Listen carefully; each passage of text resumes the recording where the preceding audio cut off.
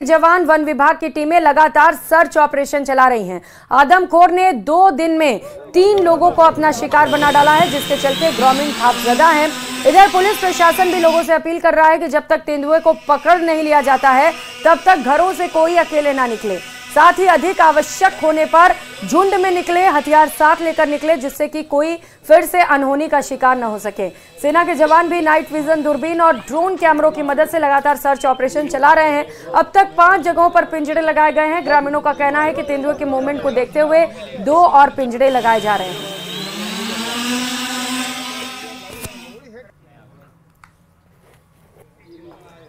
तो गोगुंदा में दहशत है, क्योंकि यहां पर आदमखोर तेंदुए का आतंक है। महज 2 दिनों में इस तेंदुए ने 3 लोगों को शिकार बना डाला है और ऐसे में जो लोग हैं वो डरे हुए हैं, घरों से निकलने में कतराते हैं। हालांकि पहला मौका है जब सेना के जवान सर्च ऑपरेशन में जुटे हुए हैं, जब सेना के जवान तेंदुए को पकड़ने में जुटे हुए हैं। तस्वीरें आप देख पा रहे हैं जहां पर टेक्नोलॉजी का इस्तेमाल भी किया जा रहा है। 3 अलग-अलग तस्वीरें इस रेस्क्यू ऑपरेशन से जुड़ी आपको दिखा रहा है, जहां पर तेंदुए के रेस्क्यू के लिए पूरी की पूरी टीम जुटी हुई है। वन विभाग से लेकर कई बड़े अधिकारी भी लगातार वहां पर निरीक्षण कर रहे हैं और साथ ही साथ सेना की 2 टुकड़ियां वहां पर तैनात की गई हैं, जिससे कि जल्द से जल्द आदमखोर तेंदुए को पकड़ा जा सके।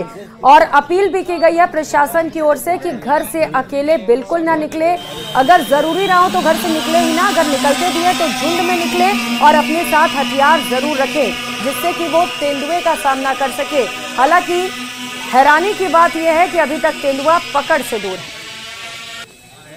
फॉरेस्ट डिपार्टमेंट और पुलिस डिपार्टमेंट तीनों ही मिलकर कार्य कर रहे हैं। इवन आगे से भी अधिकारी वगैरह पधारे हैं। तो चारों जिस तरह से प्रयास कर रहे हैं 3 दिनों से, रात दिन एक कर रहे हैं ताकि उसको पैंथर को कैप्चर किया जा सके। कि करीब 4 दिन पहले एक बच्ची की बॉडी मिली, 16 साल की बच्ची थी, और ये देखने में आया कि किसी जानवर के द्वारा उसका खाने का उसका प्रयास किया गया और इसकी वजह से उसकी डेथ की स्थिति पैदा हुई, जो कि पोस्टमार्टम रिपोर्ट में आएगी। देखो, जब जानवर लोकेट हो जाएगा या कहीं एकदम खुले में जैसे दिख जाएगा, उसी समय हम ट्रैंकुलाइज कर सकते हैं। या झाड़ी के अंदर इसकी डांट जो है वो फायर करते समय लीक हो जाती है। झाड़ी के अंदर डांट करना बड़ा मुश्किल होता है। फुटप्रिंट ढूंढे बिना हमें उसकी लोकेशन भी नहीं मिल रही है। जब तक लोकेट नहीं होगा तब तक हम कुछ भी नहीं कर सकते। जयपुर में अगले साल मार्च में बॉलीवुड के सितारों का मेला लगेगा। हिंदी सिनेमा का सबसे बड़ा award show international Indian film academy यानी कि आईफा के आयोजन के लिए रविवार को एग्रीमेंट हुआ। जयपुर के एल्बर्ट हॉल में हुई इस सेरेमनी में डिप्टी सीएम दिया कुमारी भी मौजूद रहीं। इस मौके पर आईफा के वाइस प्रेसिडेंट सुरेश अय्यर मौजूद रहे। ये आयोजन अगले साल जयपुर में 7 से 9 मार्च तक आयोजित होगा। आईफा अवार्ड शो 3 दिन Jaipur exhibition and convention centre में 7 मार्च से शुरू होगा।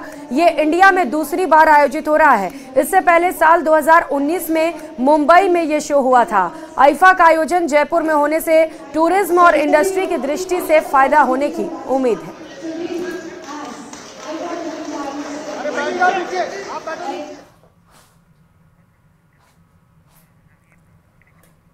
और झुंझुनू उपचुनाव के लिए कांग्रेस की ओर से गठित की गई समन्वय समिति के सदस्य और सुजानगढ़ विधायक मनोज मेघवाल ने बड़ा बयान दिया। उन्होंने कहा कि उपचुनाव की घोषणा अब तक हो जानी चाहिए थी, लेकिन सरकार को कहीं डर लग रहा है कि वे उपचुनाव में जनता के बीच कैसे जाएंगे, क्योंकि उपलब्धि नाम की चीज ही नहीं है।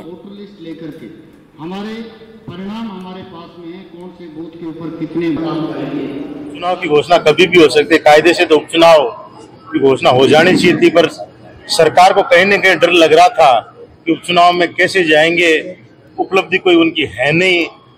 7-8 महीने में जो ऐसा वातावरण उन्होंने बना दिया कि लोगों को लग रहा है कि सरकार नाम की कोई चीज ही नहीं है, और ये उनके पास पता चल गई। तो चुनाव की घोषणा उन्होंने की नहीं, पर फिर भी हम लोगों ने, पार्टी अध्यक्ष ने निर्देश दिए हैं कि अपन अपनी तैयारी शुरू रखो। तो हम हमारे कार्यकर्ताओं से संवाद कर रहे हैं। बूथ स्तर के, मंडल स्तर पे आज बैठक करिए।